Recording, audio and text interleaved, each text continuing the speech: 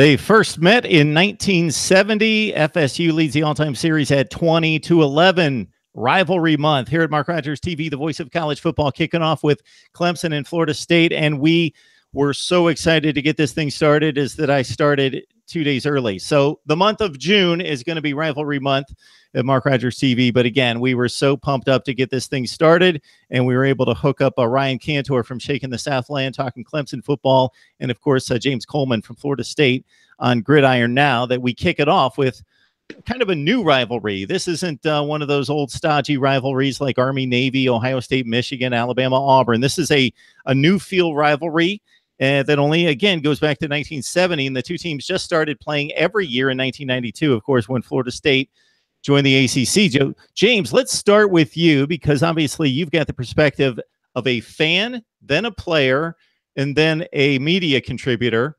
And let's take you back to the Bowden Bowl years, 2002 to 2005, and they hooked up actually from 1999 to 2007. And your memories of taking on the Clemson Tigers?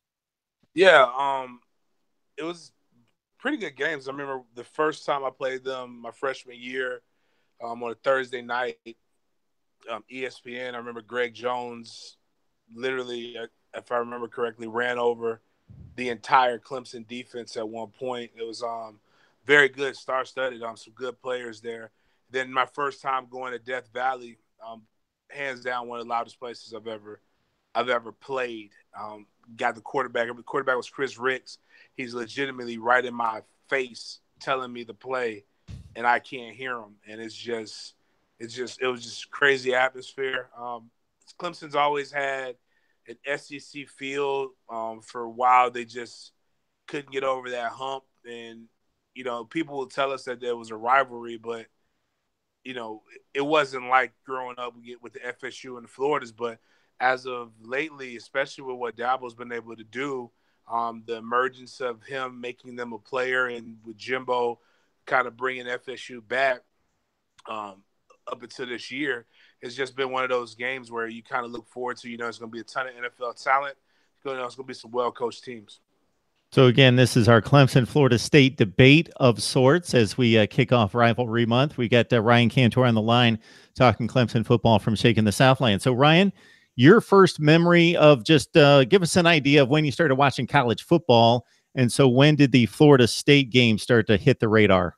Yeah, I didn't become a huge college football fan until high school, but I remember the first game of my freshman year was the 2007 Monday night, Labor Day night game when a Florida State team came into Clemson. We certainly were not used to beating Florida State. The thought was kind of not ridiculous, but we didn't expect to be beating Florida State most years, and they came in, and it was a great game, and we edged them. But right as we were locking up the game in the final seconds, we started rushing the field, but they decided they wanted to review the final play. So we all ran back onto the hill. They reviewed it, said we won. We ran back onto the field. It was an unbelievable first game as a student, and I'll never forget it. And from that point on, I was just completely locked into being a diehard Clemson fan. I looked forward to every football Saturday after that. So that was probably the most memorable. And of course, 2 years later, we lost on the road, and then we came back home. Or we lost on the road the next year against Florida State. And then in 2009, they were down, and we won the Atlantic for the first time. And as we were finally beating them, we're going to win the Atlantic, which is something we had never done. We started chanting and singing, "We will rock you," and it just echoed through the stadium. Those are some of my early memories of the rivalry. The rivalry was really getting good because really they were just better than us for a long time. So we were just getting to the point where we were actually as good as this team, which was a new feeling. Mark Rogers TV talking college football each and every day. And of course, we are the voice of college football and getting you set for rivalry month with Clemson and Florida State, one of the better rivalries of just the very, very recent time, meaning, as Ryan alludes to, in the last 5 years, pretty much since Dabo Swinney took over, this has become a rivalry. And really the game that I remember is when Florida State went on to win the national championship, James. Clemson, we thought, was ready to take them on that year. That was a huge game, and it's been the game of the Atlantic Division, and by default has been the ACC championship game of sorts almost every year in the last 5 or 6 years. But that particular year, Clemson, despite talent all over the place, Sammy Watkins and Taj Boyd, on and on and on. Florida State was ready for him that night, 51-14, the year Jimbo took him to the national championship. Yeah, what we didn't know about that 2013 team was how special they would be with quarterback in Jameis Winston. That 2013 team defense, if I remember, well, 20 had some starters from the 2012 team that most of them went on to play in the NFL. There was a starter from every segment on the offensive side that went on to play in the NFL and be drafted. That FSU team was talented. It was just kind of came out of nowhere, but I was actually talking with a guy, Bud Elliott, who covers Tomahawk Nation for FSU. And he was talking about the Clemson game already. And I was just like, hey man, remember we thought in 2013 that was the most talented Clemson team that they ever had. And this year has a lot of echoes of the same sentiments, but FSU hungry, and finally all the things in Jimbo Fisher's system finally clicked. So obviously, we hope that happens in Taggart's first year. Very tough, definitely uphill battle. These guys have four. I don't necessarily agree with Bud where he says they're better at every position, but I do know one position that they definitely are better at right now, and that's D-line. Those are four talented defensive linemen. They're going to be tough. But obviously, I got to believe I got to root with my guys. But this new team right here that Clemson has definitely has a lot of the talent that 2013 team had. I just think Dabo is a much better coach that doesn't get in his own way anymore. Yeah, James Coleman and Ryan Cantor on the line talking Clemson Florida State rivalry to kick us off for June rivalry month here at Mark Rogers TV. So the very next year, then Florida State has the #1 team in the country. They go on to the college football playoff, and they held off Clemson in that game. Remember that one, 23-17. That showed us that Clemson could finally play with them. Obviously, that Clemson team went on to win. Let's see, it was the Orange Bowl the year before in 13. Then they beat Oklahoma the next year in the Russell Athletic Bowl. But then that stretch of Clemson wins, obviously ushering them to the college football playoff in 15, 16, and 17. But very tight games. And even last year's game, considering James at Florida State finished 7-6, they were down, I believe, only a field goal in that game. It was a 17-14 game, and they had just gotten a turnover at midfield, and James Blackman threw one away with about, 5 or 6 minutes left when they still had a chance to win, or even with last year's team being down, gave Clemson a scare in the fourth quarter. Yeah, we play Clemson. Anytime that game comes up, it's definitely going to be tough. FSU is not going to cower. Clemson is not going to cower. And if you believe that the team that's going to win, like if you just think it's going to be a blowout, it's outside of – go back and you look at outside of that 2013 anomaly, it's actually been very close for the most part. James Blackman, like you said, doesn't turn it over. It's a goal. We're kind of in position to score. And then the game got out of hand there. Like I tell teams, if it's 14 points going into the fourth quarter with two really good teams, you got to take your chances. And then what happens is the most talented team will probably stave off that chance, and you'll turn it over, or it can become a 21-point, a 3-score blowout, or what it looks like relatively quickly. But Clemson took advantage of pretty much the team being in a tailspin, lost, and then that's around the time when all the rumors of Jimbo leaving were kind of going on anyway.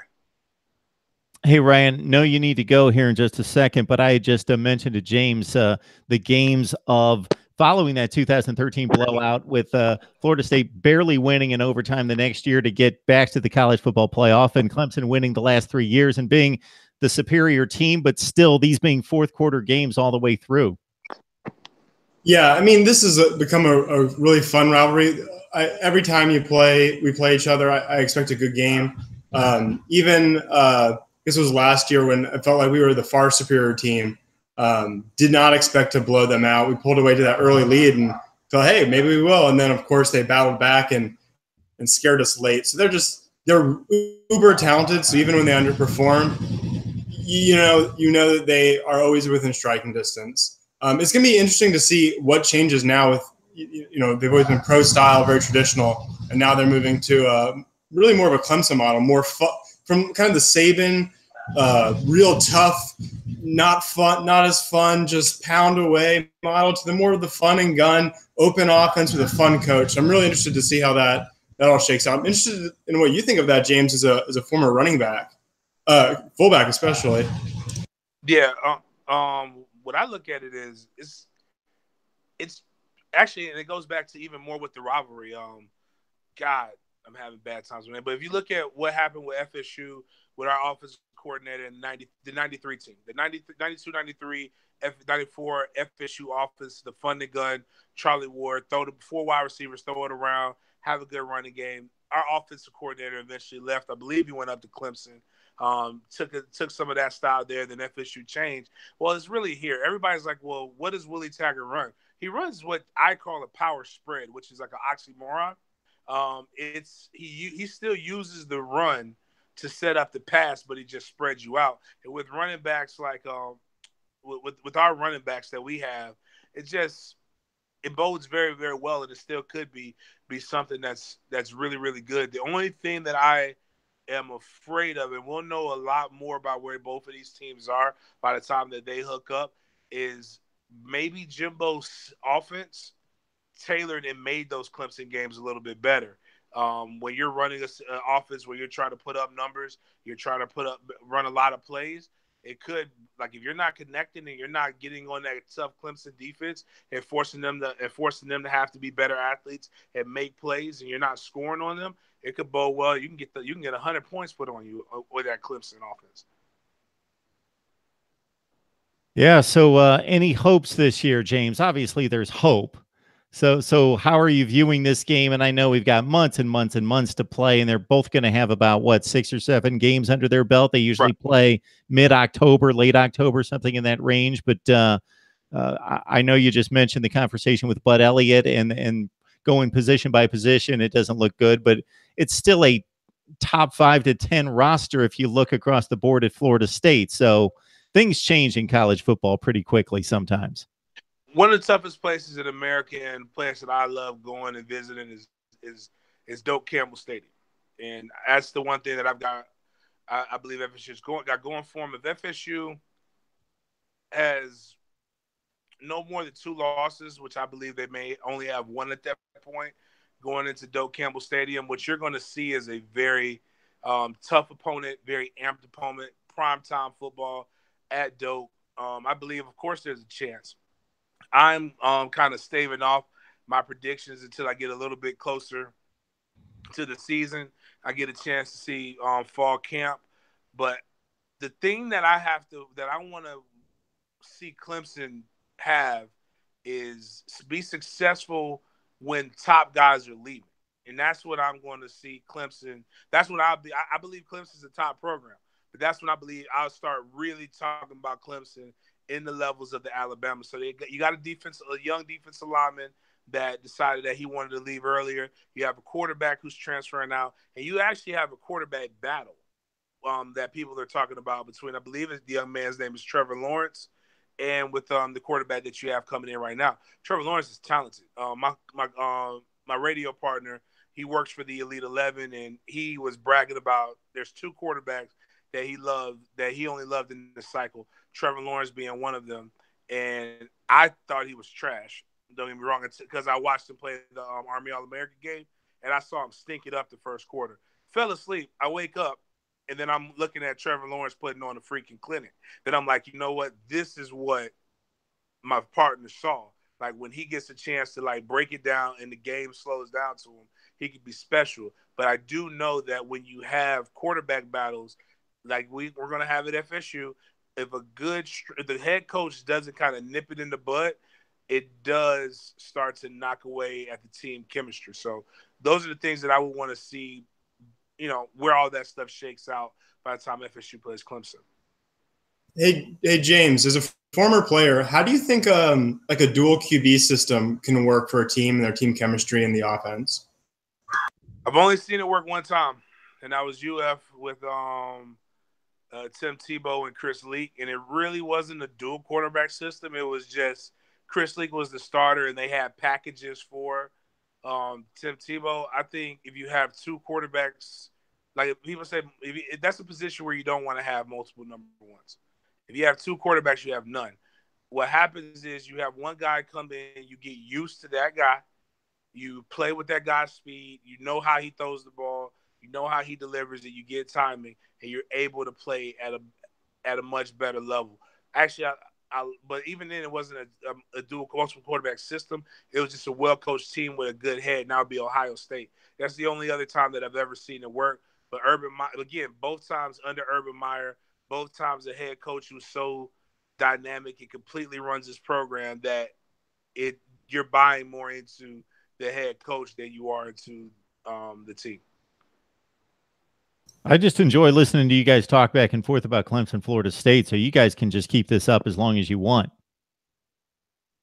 You're going to ask better questions than I am. I'm going to tell you what you guys already know. What the narrative is right now is that Clemson is probably the second best program in college football right now. Or in the top four. I think Alabama is obviously the gold standard. Ohio State, Clemson, Georgia have distinguished themselves as an elite class, and Florida State feels more like, just based on one season, that's the feel, not the reality necessarily, but a coaching change based on the 7 and 6 year feels more like a top 15 to 20 type program. And with a difficult schedule, that's about what's expected.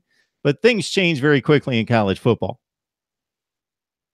And the recruiting base is crazy, James, as you well know.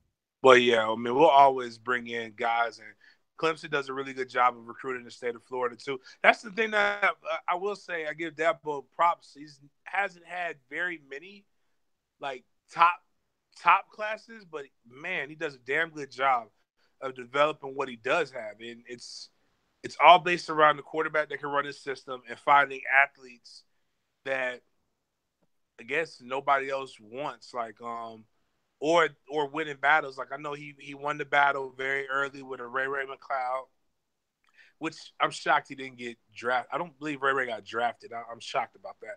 But he went to the Bills, but he went late. He went late. Yeah, Ray McCloud was amazing in high school. I got a chance to see him play. Deion Kane, another amazing athlete. Like, you know, areas that are hotbeds that FSU and Florida school just haven't really been as dominant, like that Tampa area. Going down there, finding the guy that can come in and be explosive. But I agree with your assessment. I think Clemson, you know, multiple times being in the college football playoff with one national championship in there, they've, you know, risen to be one of the top programs, and FSU has to go back and earn its respect. And it's a long time coming. Clemson's been a good program. I believe it was it 1980 was when Clemson won that national championship. 81. All right, 81, yep. And you know, it took them a while. You would have thought it would have been then, but it took them a while to get back. But I just, going back to some of the notable games you have, I remember Deion Sanders made himself a legend against Clemson with the punt return, and you got all these different iconic plays that have happened. Again, that make the rivalry fun. And as Clemson continues to be a top program and FSU gets back to reasserting themselves as dominance, it should be one that, you know, when my son is older, he'll probably look at Clemson. I hope he looks at Clemson more than as a rival than Florida. Like I said, I just don't like Florida. And I care for Miami a little bit, but Clemson is one of those things it's a rivalry that's grown out of respect for both programs being pretty good. Well, our rivalry kind of like got off to an odd start because when you guys joined the conference, we had just moved on from Danny Ford and then Ken Hatfield, and we were on a pretty steep decline, and we would end up being pretty bad for the 90s. And that's right when you guys were taking off, and you're like the Alabama of the 90s. And so we weren't even competitive for a while. And you just won the ACC every year for I don't know how many in a row, but more plenty. And you just became, you know, just the kingpin of the conference. And now we're finally back to where we were in the early 80s. And now it's like two heavyweights actually doing battle. Yeah, it's very difficult too when you think about it. You got to be able to have dominance in your state for recruiting, because that's obviously most of the time that's where the bulk of your players are going to come. And South Carolina was considered the big dog, and now you guys have uprooted and made South Carolina a little bit of a lesser program. Even though Muschamp, I think, is, you know, we like Muschamp down here in Tallahassee because he gave us some fond memories at Florida, but he seems to be doing a really good job in South Carolina. But you know, right now Dabo's got the recruiting on lock when it comes to that area. So, James, who did you root for in the ACC championship game last year? Considering Clemson knocked you off in the Atlantic, and you always, of course, have a nemesis in Miami. Oh, Clemson, without a doubt. Okay. At that point, I stepped back and I wanted to watch good football, but I knew Miami couldn't beat Clemson. Miami got away with a lot last year. I think they're going to be a talented football team, but they caught the combination of having a weak schedule and catching some teams slipping. But I remember the last time Miami played Clemson, and it wasn't pretty. They got destroyed. I think they knocked out what's Felicia's son's name? Brad Kaya. They knocked out the quarterback and they just commenced to kicking their butt. And then watching that game, I'm like, yeah, Miami was outclassed. I mean, again, I don't dislike Miami like I dislike Florida, but Mark Greg's never won a game that mattered. So I had a feeling that was going to happen. So, yeah, 38-3, obviously, this last time out for the championship of the ACC, and 58-0 in that Brad Kaya game that ended Al Golden's career.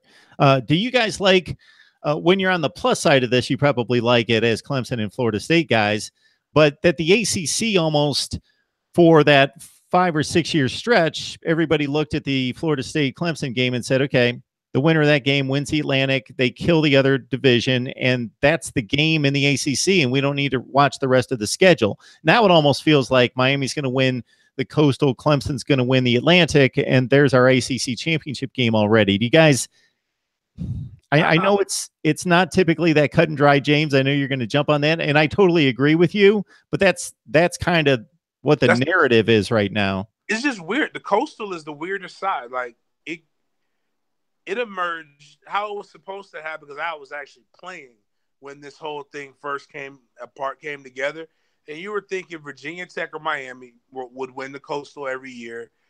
FSU and then Clemson was kind of good, but it was mainly just, FSU and somebody would come in the picture, and then you'd have a great game in Jacksonville. But the dang Coastal, like I don't think anybody's won that championship consecutive. I'm trying to remember, but I know you've had all kinds. You got to go back a while. You got to go back to Virginia Tech years ago. It's been I want to say 6 in a row, different ones. Even like Duke won and Virginia or Georgia Tech, Virginia Tech again, North Carolina. It's been all over the place. Miami's only won it once, just last year. Yeah, they finally got it. I think that's what kind of makes that thing. I think it's still for the Atlantic Division. It's still everybody walking in is going to look at it as it's FSU or Clemson. That's what people are going to look at it when it comes to this. Unless Louisville has another Lamar Jackson that we don't know about, like nobody's going to probably even consider them in this conversation right now. But Virginia Tech has a good team coming back. Miami's got a good team. North Carolina State's on our side of they're on that side of the bracket, I believe. They're on our side of the bracket? Yes, they are. Yep. I know North Carolina State's got a team coming back that's pretty talented. Boston College, believe it or not, has the most draft graded players on their roster. So in the ACC right now. So it's just a lot of talent in the ACC, and I want to put Miami. Like if somebody said, James, you got to bet or you have to put in I would put Miami as the winner, but given the history of the Coastal, I don't know. That's anybody's game. You guys, as ACC guys, I've got a question for you because we see this in the SEC and we don't necessarily see it anywhere else, certainly not to that degree. And I covered the SEC on the sideline in the broadcast booth for 6 years. So that's when it fully got ingrained, that chant, and still pounded through my head. And it still rings at times.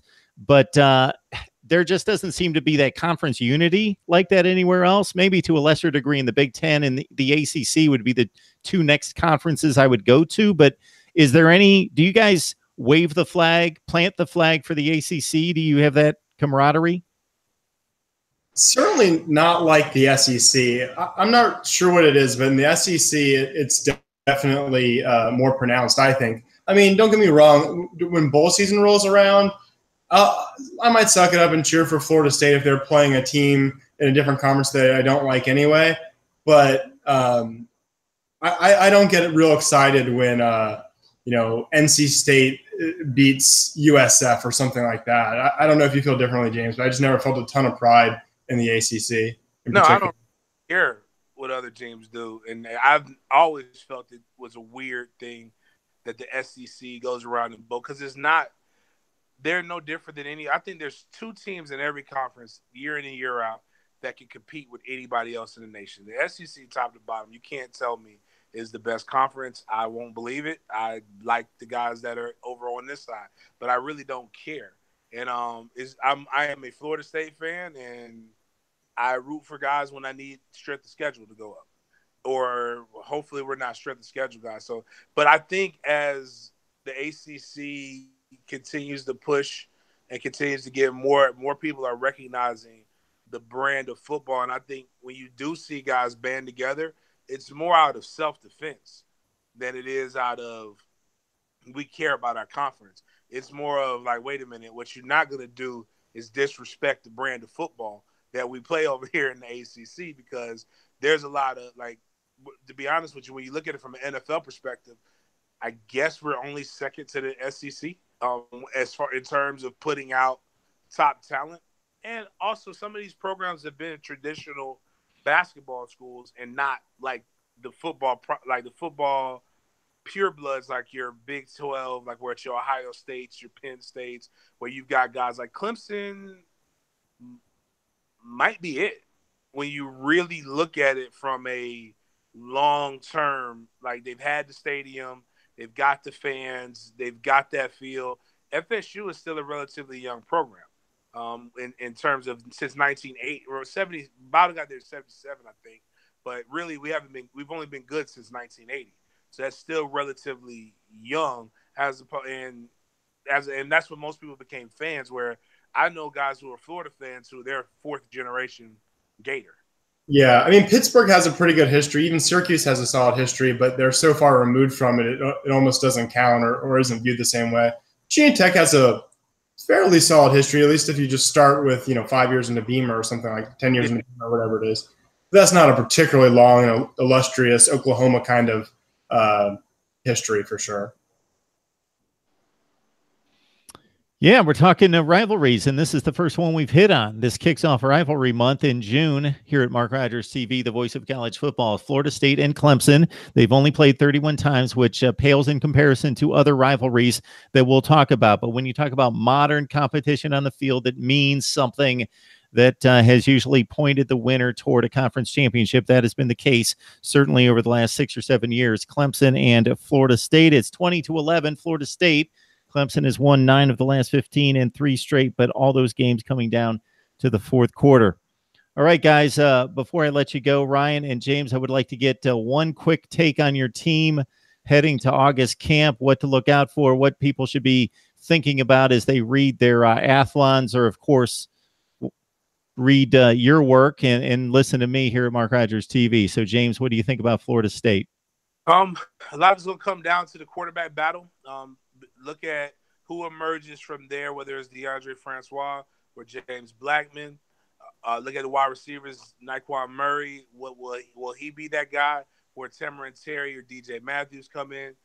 Obviously, what will the running back situation look like with the Cam Akers or Kalen Laburn or even Jacquez Patrick? And bigger than that, Alec Everly is the key to FSU's success. We got to have better line play. It starts at the center. The center is the quarterback of the offensive line. He's got the most starts across the board. He should be coming in healthy. If his play improves, if he's able to stonewall some of the better defensive linemen in the nation, then you'll see FSU have more time and you'll see more points on the board. Yeah, I actually jumped over to your Twitter account and read your article on LRB. I thought that was fantastic. I completely agree. I mean, Florida State always has skill position talent, and in the near term, that's never going to be an issue. But I don't, and maybe it's kind of a vexing issue. The Florida State offensive line has just been not good at all for a couple of years. They've allowed 68 sacks for the last 2, and especially if you're going to go against teams like Clemson, Florida to a lesser extent that rush the passer really well. I don't know how you can get back to where you were just a couple of years ago until you fix that offensive line. So I think I think you're spot on. I mean, you got enough talent that some of these young guys will break out at skill positions, but I don't know how you don't do it. How you do it without someone on the offensive line anchoring it. To your point. All right, guys. June is rivalry month, unless James has something to counter with about the Florida State offensive line. Nah, they've been trash. That's all we need to know right now. We'll dig a little deeper into it. James, we want to have you back on for Florida. And now that I know you're a big Gators fan, boy, I'm waiting for you to unleash now. Then, of course, some of you guys have tons of rivalries. So Florida State's basically Clemson. It's Florida. It's Miami. So we've got to have you back twice if you can make time for us. I definitely will. Yeah, those are fun. And we want to size up some positions with that one. Yeah, you will have some fun, and hopefully we can find somebody that can stand toe-to-toe. I don't know if I'm going to be able to do that, but I'm going to try. And then, of course, Ryan and Clemson, we got Georgia Tech, we got South Carolina. We could go two other ways with Ryan as well on the rivalry path. So we appreciate you guys jumping on board, and we continue to break down positions throughout the summer, and we'll get James on board to break down Florida State position by position, and Ryan and I knocked out wide receivers, running backs, and tight ends at Clemson just a few days ago. To check out that video, just stay right here at Mark Rogers TV. Hey, hey, before we jump off, I wanted to get on one more thing. I guess this is for both of you, but especially James in our conversation about conference strength. I was talking to a buddy a while back, and he's a big Georgia fan, and talking about his path, Georgia's path to long-term, excellence. And he was talking about how the SEC is the best, and I kind of conceded the point. But then I asked, why would you want to be in the best conference if our path to national championships in the playoff is easier? Aside from money, is there any reason you'd want to be in a tougher conference and you'd want to have to play, let's say, a resurgent Florida or an excellent, dominant Alabama team that you're likely going to lose to an SEC in an SEC championship game and not go and go to a Rose Bowl or whatever it may be? Does that make sense, or would you rather be in the ACC Atlantic where you have one huge game against Florida State or for them Clemson, and if you win that, you have an excellent shot to make the playoff? I tend to think that the latter might be the better situation. Yes and no, but all right, since we got a little bit of time, let's really evaluate that statement, right? So let's look at the SEC East. Who is Georgia's competition in the SEC East? They don't have any. They have Florida, who does not have a quarterback. You've got South Carolina, who is, again, come on. Like, they may be good, they may not be good. You've got Tennessee, who doesn't have a quarterback. You got Kentucky, who has legitimately never won the SEC. Like, never. I don't even think they've won the division. Like, ever. Like, go back into history. So when you're telling me that, oh, wow, Georgia is in a tough conference, my bad, Vanderbilt, I apologize. I forgot they play football sometimes. That is who Georgia, that's legit who they have to play. Now, when we look over the two teams they have to play in the West, like, if they're not playing Alabama, I mean, I think they play Auburn because of the rivalry, I think. But, like, okay. So now you got your tough team. But you don't have to play Alabama every year.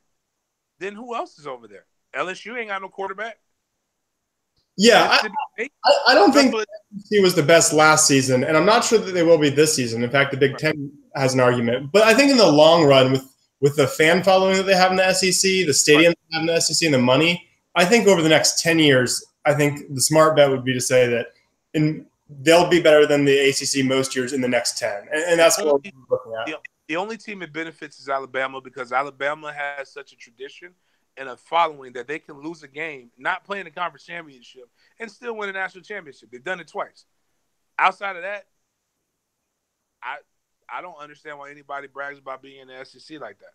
Yeah. I think Georgia has a chance to be really good because of what Kirby's doing, but I think a lot of it's just kind of pretentious BS.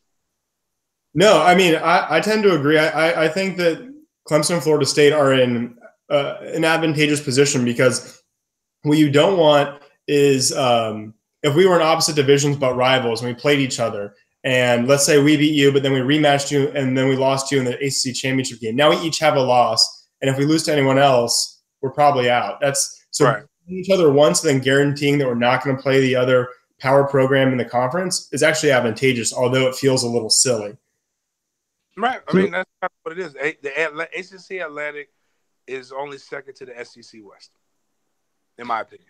And I would say the Big Ten East as well. Those would be.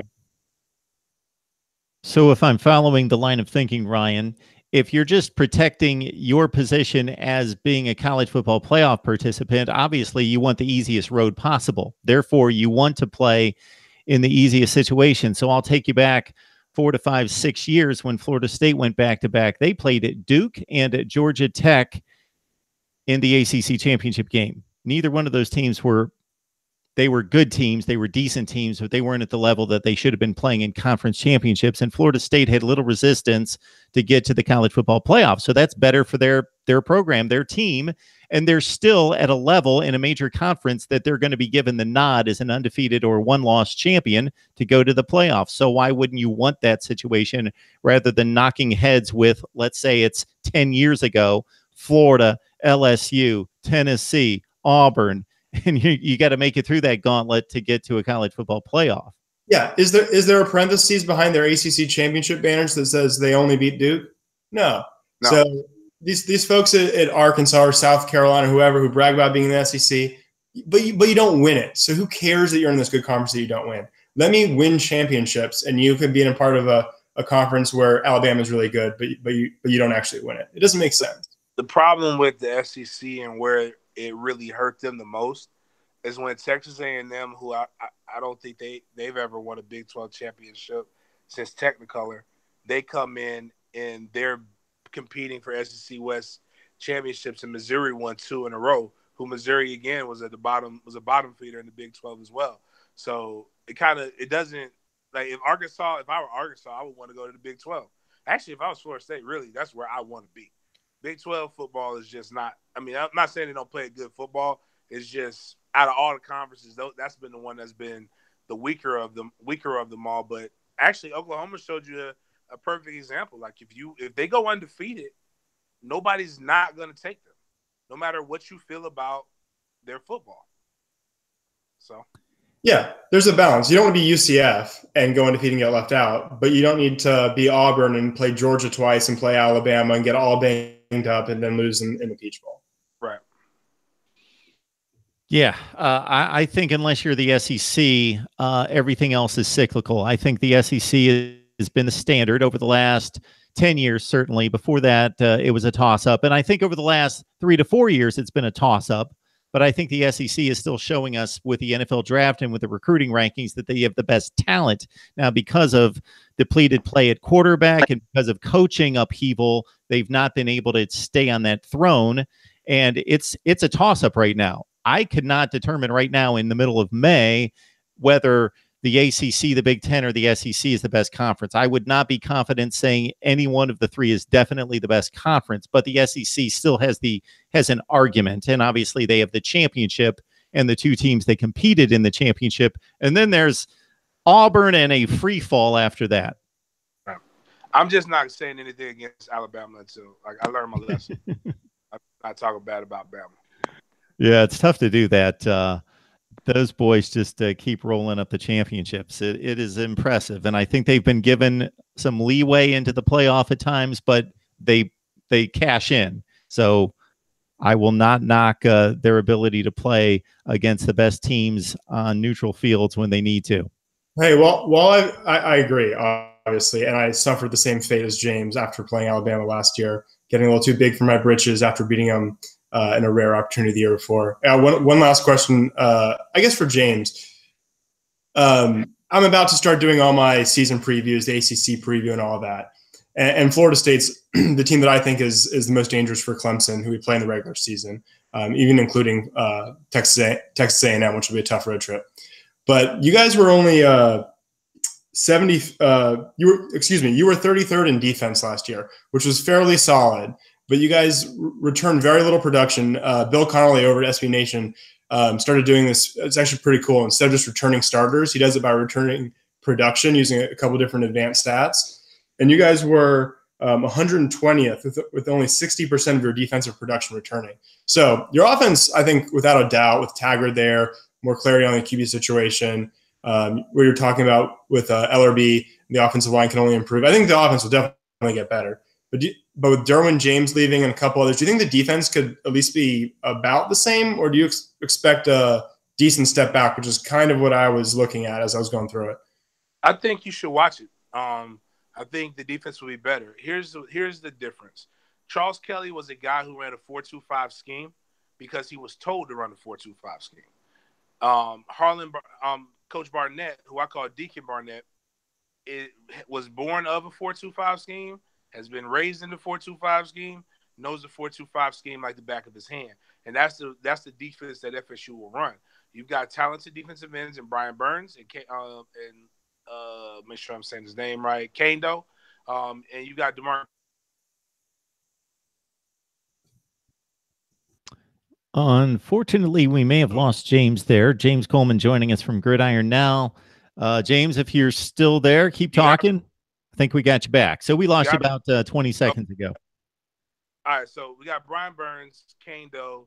You got a decent defensive line that like Burns has the same amount of sacks. Burns and Kando had the same amount of sacks as Josh Sweat. So we don't really lose as much. You lose the interior with 90, but I think Christmas and Marvin Wilson can do pretty good things.